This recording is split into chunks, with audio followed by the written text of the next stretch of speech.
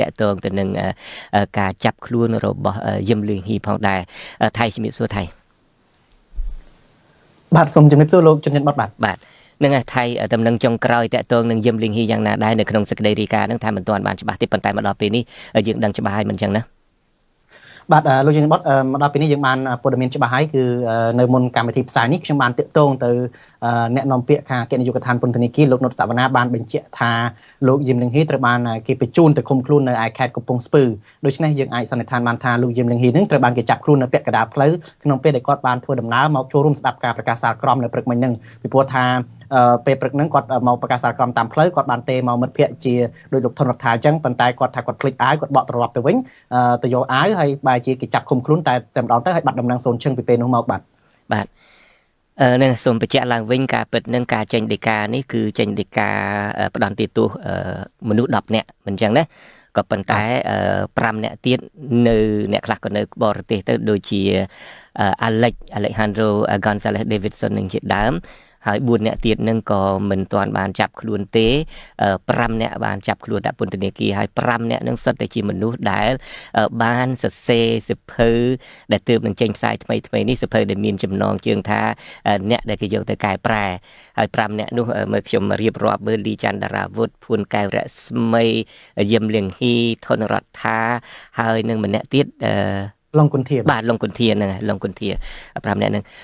ថៃអាចរៀបរាប់ពីបទចោតប្រកាន់តិចមើលមាន2បទចោតមិនអញ្ចឹងហ៎បាទលោកជំនាញបតគឺតុលាការអ្នកស្រីអុករ៉េតកុនធាដែលជាប្រធានចៅក្រមជំនុំជម្រះបានប្រកាសសាលក្រមនៅព្រឹកមិញហ្នឹងដោយសាលក្រមហ្នឹងគឺមានការកាត់ទោស8ឆ្នាំឲ្យសកម្មជនចំនួន3នាក់ជាប់ឃុំក្នុងពន្ធនាគារហើយនឹងពិន័យជាប្រាក់10លានរៀលគឺរួមមានស្ថាបនិកមេដាធម្មជាតិគឺលោកអាឡិចហើយនឹង2នាក់ទៀតគឺអ្នកនាងសុនរដ្ឋាហើយនឹងលោកយឹមលៀងហ៊ីចំណែកឯ7នាក់ទៀតហ្នឹងគឺត្រូវបានកាត់ទោសសុំកាត់ប្រសាសន៍របស់ថៃបន្តិចដែលរូបយើងប្រចាំងហ្នឹងរូបដែលមានពណ៌ធម្មជាតិហ្នឹងគឺចៅក្រមជាស្ត្រីម្នាក់ឈ្មោះអុករ៉េតគុនធានឹងហើយមិនអញ្ចឹងណាបាទលោកជំនាញបតបាទនឹងក្រោយបញ្ជាក់ឡើងវិញខ្ញុំហាក់ដូចជាស្គាល់មុខហ្នឹងបាទអរគុណតទៀតចុះបាទលោកជំនាញបតគឺបានចោទប្រកាន់គាត់8ឆ្នាំហ្នឹងដោយបូកពីបទរួមគំនិតក្បត់មួយហើយនឹងបទប្រមាថព្រះមហាក្សត្រហើយដោយឡែក7រូបទៀតគឺត្រូវបានគេចោទប្រកាន់តែមួយករណីតែមួយបទល្មើសទេគឺបទរួមគំនិតក្បត់ដែលជាប់ពន្ធនាគារចំនួន6ឆ្នាំអ្នកទាំងហ្នឹងរួមមានលោកលីច័ន្ទរាវុធថនរដ្ឋាភួនកែវរស្មីឡុងគុនធាហើយនឹង3អ្នកទៀតគឺមានប៉កខើយហើយនឹងប៊ិនពិសិដ្ឋហើយនឹងរីរក្សាពួកគាត់ហ្នឹង3នាក់ហ្នឹងគឺมันបានបង្ហាញខ្លួននៅក្នុងតុលាការទេមានមួយចំនួនខ្ញុំបានដឹងថាពួកគាត់កំពុងកិច្ចខ្លួនដែរដោយសារថាមានកតិកាតាមចាប់ខ្លួននោះបាទលោកជំនាញបတ်ចំពោះការចោទប្រកាន់និងការចាប់ខ្លួននេះយើងមើលឃើញស្ថានភាពនៅព្រឹកមិញហើយគឺថារបៀបនៃអាជ្ញាធរដែលបានចុះទៅចាប់ខ្លួនពួកគាត់ព្រឹកមិញនេះគឺមានតែ4នាក់ទេដែលបានទៅហ្នឹងគឺពួកគាត់បានដង្ហែពួកគាត់រៀបចំស្លៀកសពាក់សជារបៀបកាន់ទុកដោយអ្នកខ្លះសរសេរថាយុទ្ធធរនៅក្នុងប្រទេសកម្ពុជាហ្នឹងបានស្លាប់ហើយវាបានស្ដែងឲ្យឃើញតាមរយៈការកាត់ទោសពួកគាត់ដែលពួកគាត់មិនមានកំហុសសោះប៉ុន្តែបែរជាតុលាការរកទោសកំហុសពួកគាត់ឲ្យពួកគាត់នឹងមានទោសកំហុសដូច្នេះពួកគាត់ថាវាមិនមានយុត្តិធម៌ទេដូច្នេះប្រព័ន្ធយុត្តិធម៌នឹងបានស្លាប់បាត់ទៅហើយយើងមើលរបៀបនៃការចាប់ខ្លួននេះគឺមានលក្ខណៈសាហាវចូលទៅចាប់ដោយហិង្សាតែម្ដងប្រតាយប្រតបគឺរុញច្រានអ្នកគ្រប់គ្រងហ្នឹងហើយចំណែកឯយុវជនបរិស្ថាន4នាក់ហ្នឹងគឺដូចយើងឃើញហ្នឹងគឺចាប់ក្រៀកកចាប់លីច័ន្ទរាវុធហ្នឹងអូសបញ្ចូលឡានតែម្ដងមានចាប់យកដៃហ្នឹងច្បាច់កអីថែមទៀតផងដើម្បីរុញបញ្ចូលឡានទៅគឺជារូបភាពមួយដែលហិង្សាខុសខើហើយបើយើងប្រៀបធៀបមើលរបៀបនៃការចាប់ខ្លួននេះលោកជនបတ်ប្រៀបធៀបជាមួយនឹងការចាប់ខ្លួនកាលពីប្រហែលថ្ងៃមុនគឺអឃាតករដែលមានងារជាអង្គការដែលស្រីវីណាដែលបាញ់សម្លាប់មនុស្ស2នាក់ស្រស់ហើយនឹង2នាក់ទៀតរងរបួសនឹងបែរជាអាជ្ញាធរគោរពសិទ្ធិនឹងមែនតែនដោយអញ្ជើញឲ្យចូលឡានតាមសម្រួលឃាតកររូបនឹងមានសិទ្ធិឬឡានជិះទៀតអញ្ជើញឲ្យចូលឡានតាមសម្រួលទៀតជិះឡានខ្ញុំហ្មងទៅបាទជិះឡានទំនើបអីតែម្ដងទៅបាទ គឺថាអាការដែលស្ថានភាពហ្នឹងគឺខុសគ្នាមែនទែនដោយឡែកយើងមើលឃើញពួកគាត់នេះតាមពិតលោកខ្ញុំបើសិនជាអញ្ជើញពូនកែវរស្មីហ្នឹងគាត់និយាយថាគាត់ព្រមទៅតាមគាត់អត់មានទៅរៀបរៀងហើយគាត់ថែមទាំងអំពាវនាវអ្នកគ្រប់គ្រងគាត់ទៀតថាកុំឲ្យមានការបតែបន្ទប់រុញច្រានគ្នាដូច្នេះពួកគាត់ព្រមសម្រួលទៅតាមអាជ្ញាធរយកគាត់ទៅឃុំខ្លួនគឺពួកគាត់ព្យាយាមទៅដល់មុខតុលាការគាត់អត់រត់គេទេប៉ុន្តែធ្វើនេះគឺថាធ្វើរបៀបកំរោលតែម្ដងបាទយើងឃើញហើយមែនទែនពួកគាត់អត់ទាំងដឹងខ្លួនថាតុលាការនឹងបានកាត់ទោសពួកគាត់ឲ្យជាប់ពន្ធនាគារប្រហែលឆ្នាំទេព្រោះពួកគាត់កំពុងអង្គុយមុខតុលាការនៅឡើយដោយមេធាវីរបស់គាត់នៅខាងក្នុងតាមពិតអាជ្ញាធរបើគោរពសិទ្ធិពួកគាត់ត្រូវតែយកលិខិតនឹងមកអានអំពីច្បាប់នឹងឬក៏ការសម្រេចនឹងថាតើពួកគាត់ជាប់ប្រហែលឆ្នាំដើម្បីឲ្យពួកគាត់បានដឹងជាមុនសិនមុននឹងនាំខ្លួនគាត់យកទៅឃុំខ្លួនក៏ប៉ុន្តែពួកគាត់អត់មានដឹងរឿងអីទាំងអស់ស្រាប់តែចាប់ពួកគាត់យកទៅឃុំខ្លួនបាត់តែម្ដងទៅខ្ញុំឃើញរូបលីចន្ទរាវុធដែលគេក្រៀកហើយសកត់កកនេះខ្ញុំនឹកដល់វីរភាពរបស់លីចន្ទរាវុធសម្បើមណាស់ពីព្រោះខ្ញុំបានជួបផ្ទាល់នៅពេលដែលលីចន្ទរាវុធមកទស្សនកិច្ចសិក្សានៅសហរដ្ឋអាមេរិកកាលពីខែមុននេះយើងបានសួរគាត់ច្រើនណាស់អំពីការបដិញ្ញាចិត្តរបស់គាត់ពេលហ្នឹងគាត់ត្រូវតែត្រឡប់ទៅវិញកាលឡើងសវនាការមុននេះហ្នឹងណាដែលយើងគិតថាគេអាចចាប់ខ្លួនគាត់ហើយប៉ុន្តែគាត់នៅតែមោះមុតអង្អាចក្លាហានមែនទែនខ្ញុំបានឮថៃបានចាក់សម្លេងរបស់លីចន្ទរាវុធខ្លះហើយគាត់ឡើងថ្លែងនៅព្រឹកមិញនេះក៏ប៉ុន្តែខ្ញុំបាទចង់ចាក់សម្លេងរបស់លីចន្ទរាវុធមកដងទៀតនៅពេលនេះដើម្បីរៀងវែងជាងនឹងបន្តិចដើម្បីបង្ហាញពីឆន្ទៈមោះមុតរបស់លីចន្ទរាវុធបាទដូច្នេះសូមអញ្ជើញលោកអ្នកនាងកញ្ញាស្ដាប់សារចុងក្រោយរបស់លីចន្ទរាវុធដែលគាត់ថ្លែងមុនពេលដែលគេចាប់ខ្លួននេះបន្តិចបាទហើយការគ្រប់គ្រងថ្ងៃនេះក៏ជាសារមួយបញ្ជាក់ថា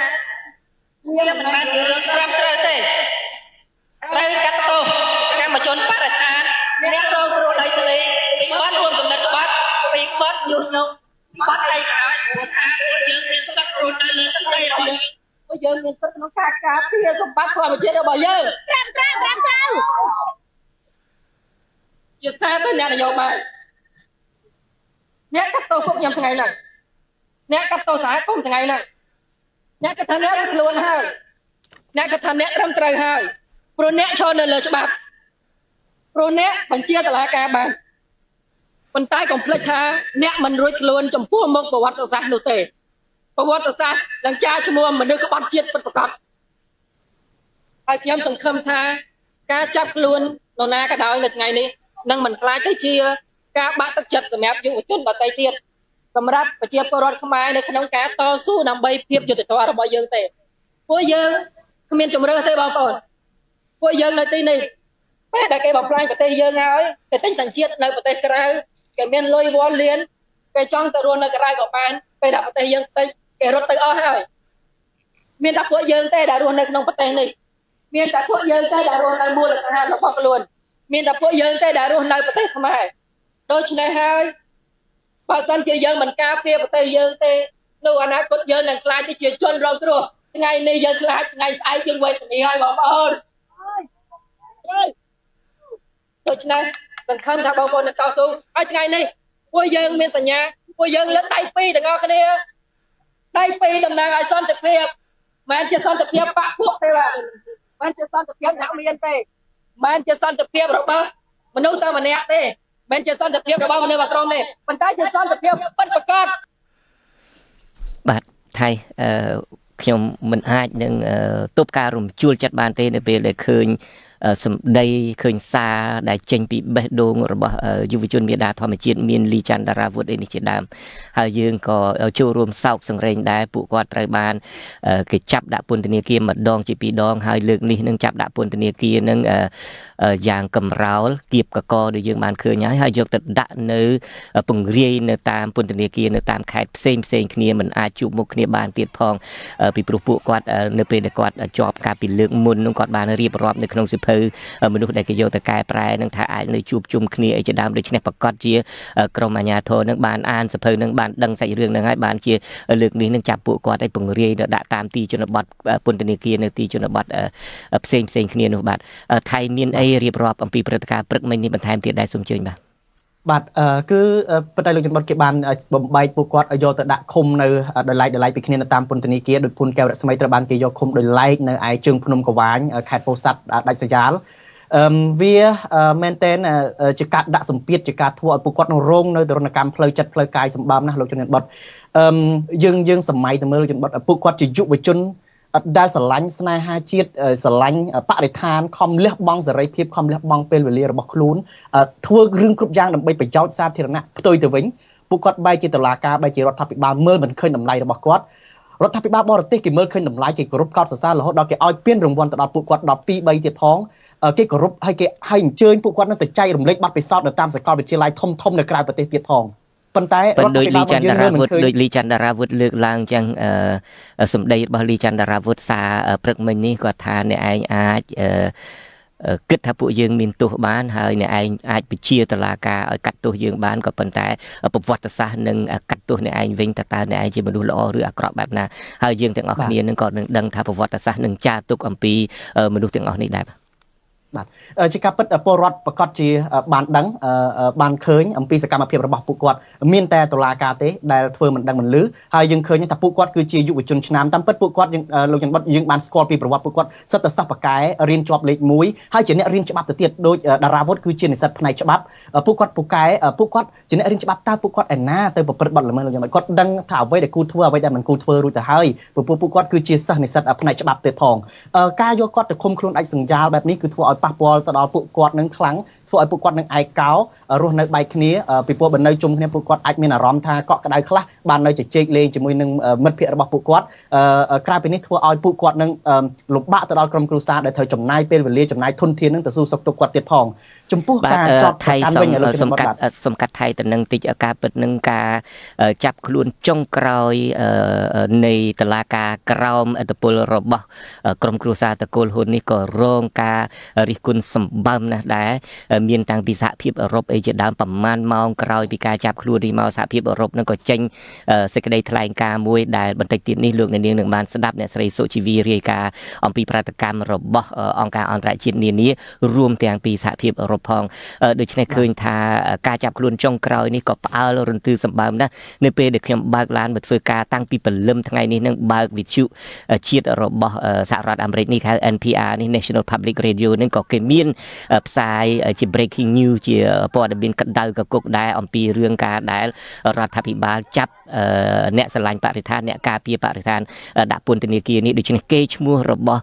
រដ្ឋាភិបាលហ៊ុនម៉ាណែតរដ្ឋាភិបាលក្រុមគ្រួសារតកូលហ៊ុននេះគឺថាល្បីរន្ទឺណាស់អំពីរឿងនេះហើយដូចជាថៃបានរាយការណ៍មុននេះអញ្ចឹងអ្វីដែលអយុត្តិធម៌ជាទីបំផុតនេះឪកូននេះទន្ទឹមនឹងឪកូននេះចាប់អ្នកស្រឡាញ់ការពារបរិស្ថានដាក់ពន្ធនាគារគឺពីអ្នកឪកូននេះហើយគឺយកអ្នកដែលបំផ្លាញបរិស្ថានមានត្រីភាពនេះជាដើមទៅធ្វើជាជំនួយការផ្ទាល់ទៅធ្វើជាអ្នកនៅហែហោមអីក្បែរនឹងជាដើមដូច្នេះអ្នកដែលបំផ្លាញដោយថៃរាយការណ៍អញ្ចឹងអ្នកដែលបំផ្លាញជាតិអ្នកដែលបំផ្លាញបរិស្ថានត្រូវពីអ្នកឪកូននេះលើកទម្យើឡើងហើយអ្នកដែលការពារបរិស្ថានសម្រាប់មនុស្សជាតិទូទៅសម្រាប់ប្រទេសកម្ពុជានឹងត្រូវពីអ្នកឪកូននេះចាប់ដាក់ពន្ធនាគារនេះជាដើមដូច្នេះអ្វីដែលកើតឡើងថ្ងៃនេះនឹងកំពុងតែល្បីរន្ទឺហើយមិនដឹងថាសហភាពអឺរ៉ុបនឹងបន្ទាប់ពីចេញសេចក្តីថ្លែងការណ៍នឹងមិនដឹងតើគេអាចមានចំណាត់ការបែបណាទៀតដើម្បីដាក់ទណ្ឌកម្មទៅលើរដ្ឋាភិបាលនេះដែលជៀសមិនរួចពីការប៉ះពាល់ដល់ជីវភាពប្រជាពលរដ្ឋខ្លះនឹងជាមិនខានក៏ប៉ុន្តែយ៉ាងណាក៏ដោយចុះពីអ្នកឪកូននេះហាក់ដូចជាមិនខ្វល់សោះឡើយអំពីប្រតិកម្មអំពីអំពើអយុត្តិធម៌បាទលោកញ៉ាំបតគឺថារដ្ឋាភិបាលរបស់លោកហ៊ុនម៉ាណែតចុងក្រោយនេះគឺព្យាយាមបំបិតសម្លេងមិនឲ្យមានការរិះគន់ទេគឺថាមិនឲ្យមានដង្ហើមឬក៏សម្លេងនៃការរិះគន់ទេយើងឃើញថាមិនមែនតែយុវជនបរិស្ថានទេក្រៅតែពីការបង្ក្រាបការកំទេចគណៈបកប្រឆាំងមានទាំងសហជីពមានទាំងសង្គមស៊ីវិលហ្នឹងក៏កំពុងរងការធ្វើទុកបុកម្នេញដែររួមទាំងដូចជាអង្គការសង្ត្រាល់ជាដើមកំពុងតែខាងលោកហ៊ុនសែនប្រើប្រាស់សហជីពคล้ายៗដើម្បីឲ្យទៅធ្វើទុកបុកម្នេញហើយខាងចលនាមេដាធម្មជាតិនេះក៏កំពុងតែយកទៅឃុំខ្លួនទៀតផងហើយបើយើងមើលអំពីការចាត់ប្រកាន់នេះគឺធ្ងន់ធ្ងរណាស់លោកជនបុតជាប់ពី6ឆ្នាំទៅ8ឆ្នាំហើយយើងមើលឃើញថាភ័ស្តុតាងគ្មានទេដូចយើងឃើញកន្លងមកការចាត់ប្រកាន់លើពួកគាត់នឹងតុលាការគ្មានភ័ស្តុតាងទេបើប្រៀបធៀបជាមួយនឹងករណីឃាតករលោកស្រីស៊ីណាគឺខុសគ្នាដាច់ស្រឡះយើងឃើញថាតុលាការចាត់ប្រកាន់ពួកគាត់អត់មានភ័ស្តុតាងយកវីដេអូចង្ការការសម្ភាសជាមួយយើងនឹងយកទៅដាក់បន្ទុកចាត់ប្រកាន់ ដែលជាការងារសេរីភាពបញ្ចេញមតិរបស់ពួកគាត់តតែសោះហើយដល់ឡែកខាងលោកស្រីស៊ីណាដែលបានសម្លាប់មនុស្សមានវីដេអូស្រស់ៗតុលាការផងទាំងលោកហ៊ុនម៉ាណែតផងទាំងរដ្ឋមន្ត្រីក្រសួងយុតិធម៌ផងព្យាយាមបកស្រាយនៅតែការពារលោកស្រីស៊ីណាថាมันអាចយកច្បាប់នឹងបកស្រាយច្បាប់បែបពន្លាតទេហើយយើងយល់ថាមានផុសតាងមានវីដេអូសម្រាប់ដាក់ទោសទៅលើអង្គការនោះដែលមហាជនទាមទារឲ្យដាក់ពន្ធនាគារមួយជីវិតក៏ប៉ុន្តែបែរជាគេការពារហើយបើយើងនិយាយថាអំពីវិមតិសង្ស័យលោកកើតរិទ្ធបានបកស្រាយថាករណីឃាតកម្មនេះគឺមានវិមតិសង្ស័យដែលវាមានភាពស្រពេចស្រពិលហើយចុះសកម្មជនបរិស្ថានមិនក៏យើងបកស្រាយពន្លាតច្បាប់តាមចិត្តហើយយកពួកគាត់ទៅដាក់គុករាប់សិបឆ្នាំដោយសារតែការពារបរិស្ថានខ្ញុំយល់ថាប្រសិនបើតុលាការលោកខ្ញុំបាត់ប្រើប្រាស់ការស៊ើបអង្កេតនឹងរហូតដល់បាត់បង់រហូតដល់ស្លាប់ទាំងខ្លួនផងក៏មិនរកឃើញទោសកំហុសពិតប្រាកដរបស់ពួកគាត់ដែររកកំហុសរបស់សកម្មជនបរិស្ថានឃើញដែរបើសិនជាតុលាការកាត់ក្តីដោយយុត្តិធម៌ផ្អែកទៅតាមគោលការណ៍ច្បាប់ពិតប្រាកដនោះក៏ប៉ុន្តែអ្វីដែលធ្វើនេះគឺថាបាទអរគុណថៃឥឡូវនេះយើងបន្តិចទៀតនេះខ្ញុំបាទនឹងមានបទសម្ភាសន៍ផ្ទាល់មួយជាមួយភរិយារបស់លោកថនរដ្ឋាហើយបន្ទាប់មកទៀតយើងក៏នឹងមានប្រតិកម្មរបស់លោកសំរងស៊ីដែលប្រធានស្ដីទីគណៈបក្សសង្គ្រោះជាតិនឹងតើលោកមានប្រតិកម្មយ៉ាងណាជុំវិញសាច់រឿងនេះហើយលោកនឹងអាចធ្វើអ្វីខ្លះពីក្រៅប្រទេសដើម្បីជំរុញដាក់ទណ្ឌកម្មដល់ផ្ទាល់តែម្ដងដល់ជនណាដែលរំលោភប្រជាធិបតេយ្យជនណាដែលរំលោភសិទ្ធិមនុស្សនៅកម្ពុជានោះថៃកុំអាលទៅណាខ្ញុំបាទមុននឹងចង់សម្ភាសន៍ប្រពន្ធរបស់លោកថនរដ្ឋានឹងចង់ចាក់សម្លេងលោកថនរដ្ឋាបន្តិចដែលបានទៅជែកជាមួយលោកទីនសាការីយ៉ានៅក្នុងការផ្សាយរបស់យើងប្រហែលថ្ងៃមុននេះដែរស្ដីភាពហាក់បីជាតិចមែនតើសម្រាប់ខ្លួនឯងខ្ញុំបាទអាចថាខ្ញុំធ្វើដើម្បីជាតិរបស់ខ្ញុំអត់បានក្បត់អ្នកណាទេខ្ញុំអត់បានក្បត់ជាតិមួយនេះទេហើយបើខ្ញុំក្បត់ជាតិនេះខ្ញុំអត់ស្រឡាញ់ជាតិនេះខ្ញុំមានឱកាសទៅក្រៅប្រទេសអត់ខ្វះខ្ញុំមានឱកាសទៅក្រៅប្រទេសអត់ខ្វះប៉ុន្តែខ្ញុំអត់ដែលទៅណាចេញពីកម្ពុជាពួកខ្ញុំស្រឡាញ់កម្ពុជាវាអស្ចារ្យសម្រាប់ខ្ញុំទឹកដីនេះវាអស្ចារ្យសម្រាប់ខ្ញុំមុននឹងខ្ញុំចង់ការងារសង្គមក៏ខ្ញុំបានប្រាប់ខ្លួនឯងថាការងារដែលខ្ញុំធ្វើមិនមែនដើម្បីក្រៅប្រទេសមិនដើម្បីខ្លាចជាអ្នកមានមិនដើម្បីមានមុខមានមាត់នៅក្នុងសង្គមអំណាចទូនីតិអីទេអ្វីដែលខ្ញុំធ្វើវាចេញពីក្តីស្រឡាញ់ចេញពីអ្វីដែលខ្ញុំចង់ឲ្យមានការការពារធនធានធម្មជាតិការអភិវឌ្ឍដែលគិតលើធនធានធម្មជាតិគិតទៅដល់ប្រជាជនទាំងអស់គ្នាអានឹងជាគោលដៅរបស់ខ្ញុំហើយខ្ញុំគ្មានចេតនាណាក្បត់ជាតិនេះទេហើយនៅពេលដែលគេចោទប្រកាន់ខ្ញុំថាក្បត់ជាតិរួមកំណត់ក្បត់អីនេះជាដើមនឹងខ្ញុំជឿចាប់ហើយខ្ញុំជឿថាមិនតែខ្ញុំឯងប្រជាជនខ្មែរគ្នាខ្ញុំដែរជាសកម្មជននៃធម្មជាតិយើងជឿចាប់ដូចគ្នាព្រោះអ្វីដែលយើងធ្វើគឺដើម្បីជាតិរបស់យើងទាំងអស់គ្នាមានមិត្តភក្តិខ្ញុំថារដ្ឋាភិបាលមានឱកាសទៅក្រៅប្រទេសមិនក៏មិនទៅក្រៅប្រទេសទៅនៅទៅអីគេធ្វើបានពិបាកអញ្ចឹងនាំប្រពន្ធនាំកូនទៅអស់ទៅមិនខ្វល់ទេខ្ញុំថាខ្ញុំធ្វើការងារនេះមិនដើម្បីរត់ចោលស្រុកទេទៅក្រៅប្រទេសទេអ្វីដែលខ្ញុំធ្វើនេះគឺខ្ញុំធ្វើដើម្បីឲ្យមានដំណោះស្រាយឲ្យមានការគិតគូរពីបញ្ហាបរិស្ថានទោះបីគេចោទខ្ញុំមិនក៏ខ្ញុំអត់ទៅពួកខ្ញុំចង់បង្ហាញគោលចំហបាទនេះគឺជាសារចុងក្រោយរបស់ថនរដ្ឋានៅពេលដែលគាត់សម្ភាសជាមួយនឹងវិទ្យុអាស៊ីសេរីប្រហែលថ្ងៃមុននេះដោយលោកនាងបានលឺហើយថៃបានលឺហើយមានគេចង់ឲ្យគាត់នឹងចាក់ចេញទៅក្រៅប្រទេសអីជាដើមក៏ប៉ុន្តែទាំងអស់គ្នានឹងគឺតែងតែអ្នកខ្លះបានមកនៅក្រៅប្រទេសហើយដូចខ្ញុំបានមកទស្សនកិច្ចក្រៅប្រទេសហើយដូចខ្ញុំបានចាក់សម្លេងរបស់លីចន្ទរាវុធមិនអញ្ចឹងលីចន្ទរាវុធពេលដែលមកសហរដ្ឋអាមេរិកនេះយើងបានសួរគាត់ទៅត្រឡប់ទៅវិញនឹងបើសិនជាគេចាប់ខ្លួននឹងអាចចង់គេចខ្លួនរួចនៅសហរដ្ឋអាមេរិកអីទេគាត់នៅតែតាំងចិត្តថានឹងមិនទៅជាដាច់ខាតឥឡូវនេះខ្ញុំបានឃើញភរិយារបស់លោកថនរដ្ឋាហើយខ្ញុំបាទសូមជម្រាបសួរបាទនឹងហើយ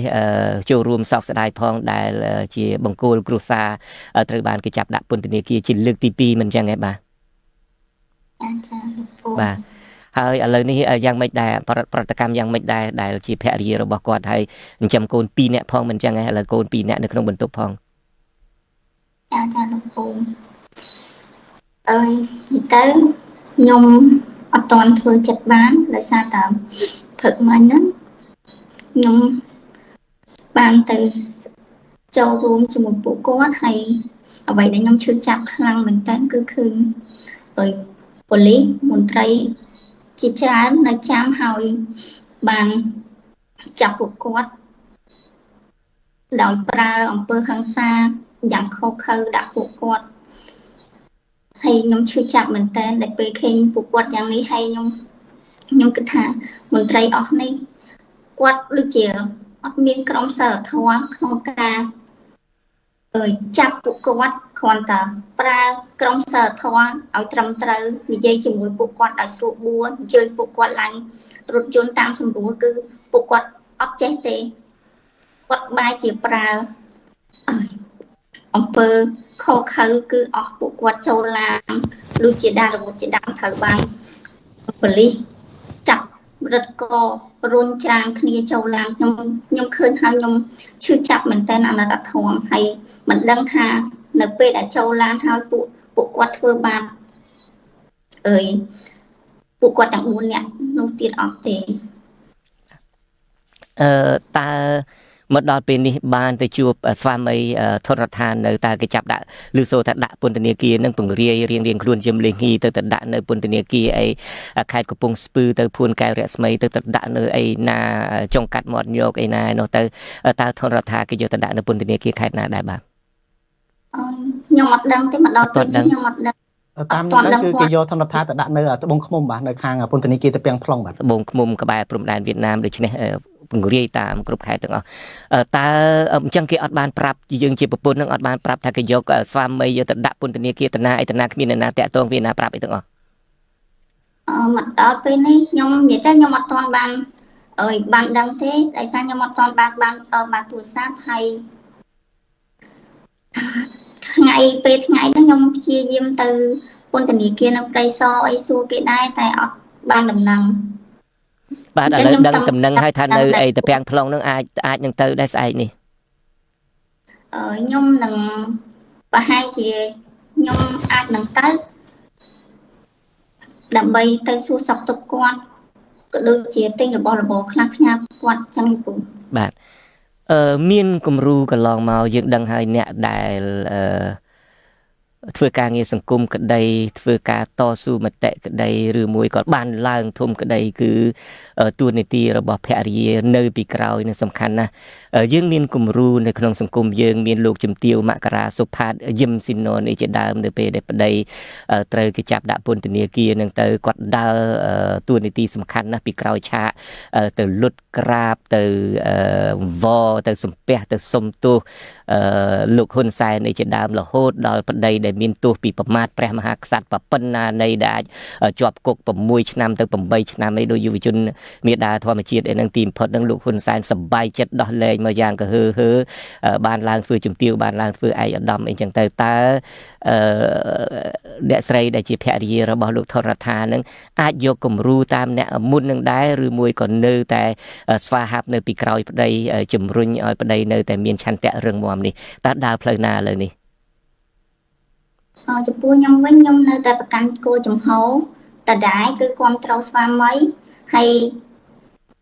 ខ្ញុំមិនចំទោសមិនអីទេព្រោះអីប្តីខ្ញុំតែងតែនិយាយថាគាត់មិនបានប្រព្រឹត្តខុសទេគាត់គឺជាមនុស្សស្អាតស្អំហើយគាត់ការពារធនធានធម្មជាតិហ្នឹងគឺដើម្បីកូនគាត់ដើម្បីកូនចៅជំនាន់ក្រោយតែប៉ុណ្ណឹងបាទដូច្នេះទោះតែក្រោមការគៀបសង្កត់បែបណាក៏ដោយនឹងមិនដូរចិត្តទេពីព្រោះថាយើងឃើញរបៀបរបស់រដ្ឋាភិបាលឪកូនរដ្ឋាភិបាលរបស់ក្រមគ្រួសារតកូលហ៊ុននេះគឺអ្វីដែលធ្វើមកនឹងដូចខ្មែរក្រហមខ្ញុំមិនដឹងតើមិនជឿថាមិនដឹងតើកើតទាន់សម័យខ្មែរក្រហមអត់ទេក៏ប៉ុន្តែនៅសម័យខ្មែរក្រហមគេយកជនស្លូតត្រង់នឹងយកទៅធ្វើទុកបុកម្នេញទៅគៀបកញ្ចក់ទៅដកកញ្ចក់ទៅចាប់ជំមុជទឹកទៅណាវាយដៃគោលនឹងបាត់ដៃបាត់ជើងអីចឹងទៅធ្វើយ៉ាងណាក៏ដោយដើម្បីឲ្យសារភាពថ្មីត្បិតតែខ្លួននឹងមិនមានទោសអីក៏ដោយចុះទីបំផុតទៅក៏សារភាពទៅទីបំផុតទៅក៏សុំទោសអង្គការអីនឹងជាដើមទៅដូច្នេះរដ្ឋាភិបាលរបស់ក្រមគ្រួសារតកូលហ៊ុននឹងគឺថាមកដល់ពេលនេះយើងឃើញថាធ្វើរបៀបធ្វើទរណកម្មជនស្លូតត្រង់នឹង copy ទាំងស្រុងនឹងតែម្ដង copy and paste តែម្ដងយកមកអនុវត្តតែម្ដងគឺថាចាប់ជនស្លូតត្រង់នឹងយកទៅធ្វើទុកបុកម្នេញនឹងម្ដងហើយម្ដងទៀតហើយគាត់ធ្លាប់ទទួលបានជោគជ័យបើយើងសង្កេតឃើញមកលោកគ្រូសុនធុននៅកំពង់ធំអីជាដើមដែលមនុស្សមានជំហរមើងម៉ាត់នោះក៏ប៉ុន្តែធ្វើបាបហើយចាប់ដាក់គុកហើយចាប់ដាក់គុកទៀតធ្វើបាបធ្វើកម្មនៅកន្លែងធ្វើការនឹងក៏គេធ្វើទុកបុកម្នេញជាលោកគ្រូនឹងទីបំផុតទៅ បាទដើម្បីតាមវាយតាមធ្វើបាបទៀតទីបំផុតទៅដើម្បីជៀសវាងកុំឲ្យគេធ្វើទុកបុកម្នេញដល់រាងកាយដល់គ្រួសារនឹងទីបំផុតទៅក៏សារភាពអីចឹងទៅដូច្នេះរបៀបរបស់គេនឹងគឺថាធ្វើដដែលធ្វើយ៉ាងណាគៀបសង្កត់គ្រប់សពបែបយ៉ាងក៏ប៉ុន្តែបើតាមឮធនរដ្ឋានិយាយមុននឹងជាប់ពន្ធនាគារនេះគាត់ថាគាត់អាចមានជំរឿសទៅក្រៅប្រទេសនាំប្រពន្ធនាំកូននឹងមានអ្នកមកបញ្ចុះបញ្ចូលផងប៉ុន្តែគាត់បដិញ្ញាចិត្តថានឹងទៅឥឡូវនេះបាត់បកគោលគ្រួសារហើយអញ្ចឹងអ្នកស្រីដែលជាភរិយារបស់លោកធនរដ្ឋានឹងប្រកាសជាមានជំហររឹងមាំដើម្បីគ្រប់គ្រងការលះបង់គ្រប់គ្រងឆន្ទៈរបស់ស្វាមីទោះជាក្រោមការគៀបសង្កត់បែបណាក៏ដោយចាលោកពងបាទអរគុណណាស់ហើយយ៉ាងណាក៏ដោយចុះរដ្ឋាក៏មានសេចក្តីសង្ឃឹមច្រើនណាស់ថាអត់គាត់ដែលជាបង្គោលគ្រួសារទៅ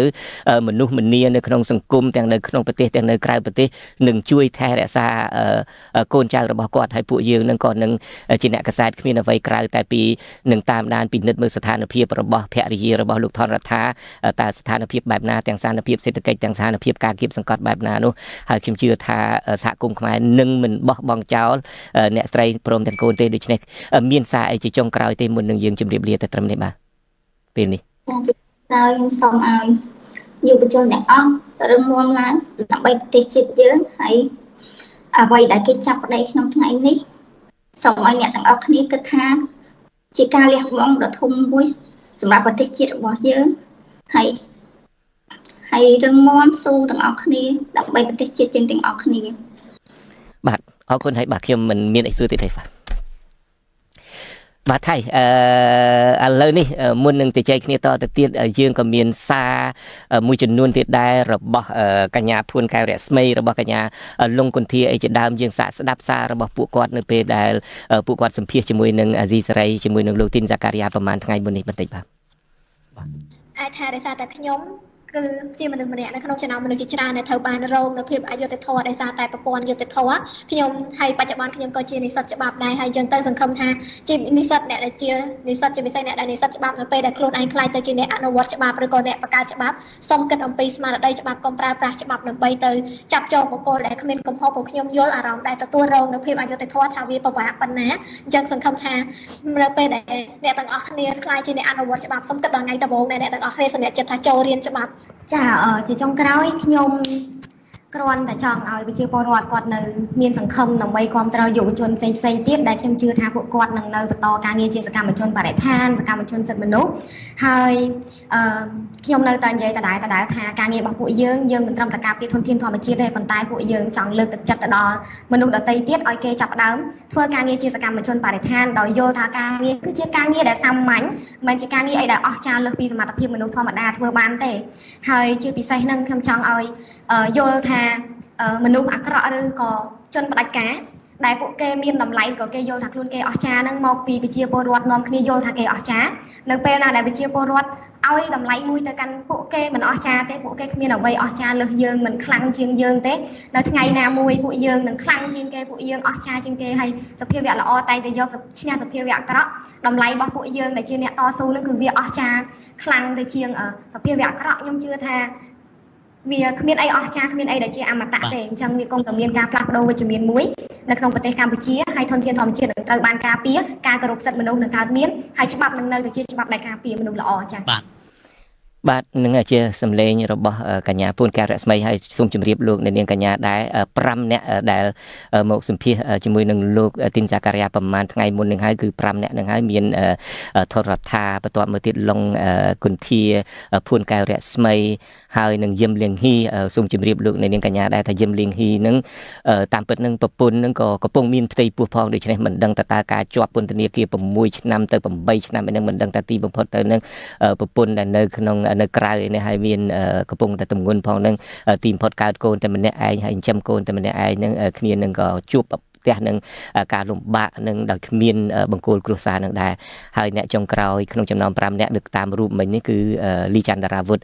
ថៃយើងក៏សូមឱកាសនេះចាក់សម្លេងរបស់លីចន្ទរាវុធនៅក្នុងបទសម្ភាសជាមួយនឹងលោកទីនសាការីយ៉ាប្រហែលថ្ងៃមុននឹងបន្តិចតែចង់ស្ដាប់មើលតើសាររបស់គាត់ពេលនោះនឹងយ៉ាងណាដែរបាទនៅក្នុងប្រទេសកម្ពុជាធនធានធម្មជាតិកំពុងតែត្រូវបានគេបំផ្លាញ ជារៀងរាល់ថ្ងៃនៅក្រោមរូបភាពផ្សេងមានដូចជារូបភាពដីសម្បទានរូបភាពជាការលុបបង្ករូបភាពជាការទាញយកធនធានធម្មជាតិឬក៏ការផ្ដល់អាជ្ញាប័ណ្ណរុករកដែលខុសច្បាប់អីជាដើមហ្នឹងវាតម្រូវឲ្យមានអ្នកនិយាយអ្នកបើកកកាយការពិតដើម្បីឲ្យប្រជាពលរដ្ឋខ្មែរបានដឹងហេតុនេះហើយពួកយើងយល់ឃើញថាវាគឺជាកាតព្វកិច្ចរបស់ពួកយើងដែលមិនអាចចោលបានទេនៅក្នុងនាមជាជនជាតិខ្មែរជាយុវជនខ្មែរដែលត្រូវតែការពារសម្បត្តិធម្មជាតិរបស់ខ្លួនហើយពួកយើងនឹងក៏នៅតែបន្តជំរុញមិនត្រឹមតែខ្លួនឯងទេជំរុញឲ្យអ្នកដទៃទៀតនៅជុំវិញខ្លួនយើងរួមមានទាំងយុវជនកន្លងមកដែលចូលរួមសកម្មភាពជាមួយពួកយើងនឹងក្រោកឈរឡើងបន្តការពារធនធានធម្មជាតិរបស់ខ្លួនដើម្បីធ្វើយ៉ាងណាឲ្យធនធានរបស់យើងនឹងនៅគង់វង្សហើយបន្សល់ដល់មនុស្សជំនាន់ក្រោយដោយដូនតាយើងជំនាន់មុនបន្សល់ទុកឲ្យយើងបាទអរគុណបាទយើងស្ដាប់ឃើញហើយឆន្ទៈរបស់គាត់មោះមុតខ្លាំងណាស់ក្នុងការការពារបរិស្ថានដូច្នេះកំហុសរបស់ពួកគាត់ពេលនេះគឺដែលគេចោទនឹងគឺថាមកពីការការពារបរិស្ថាននឹងតែម្ដងថៃដូចខ្ញុំបានជម្រាបចឹងយើងនឹងមានពន្យាពេលការផ្សាយរបស់យើងនឹងបន្តិចដែលហេតុថាយើងបន្តិចទៀតនេះយើងនឹងមានប្រតិកម្មរបស់លោកសំរងស៊ីដែលប្រធានស្ដីទីគណៈបក្សសង្គ្រោះជាតិបន្ទាប់មកទៀតយើងក៏នឹងមានប្រតិកម្មរបស់អង្គការអន្តរជាតិរួមទាំងសហភាពអឺរ៉ុបផងតើសហភាពអឺរ៉ុបចេញសារបែបណាសហភាពអឺរ៉ុបយើងដឹងហើយមានប្រទេសមួយចំនួនមានតាំងពីបារាំងអង់គ្លេសមានតាំងពីបារាំងមានតាំងពីអេស្ប៉ាញអីជាដើមតើគេមានប្រតិកម្មយ៉ាងណាជំវិញបញ្ហានេះដូច្នេះអរគុណឲ្យថៃដែលបានមកចូលរួមរាយការណ៍បន្ថែមជំវិញរឿងការចាប់ខ្លួននៅនឹងប្រតិកម្មនេះ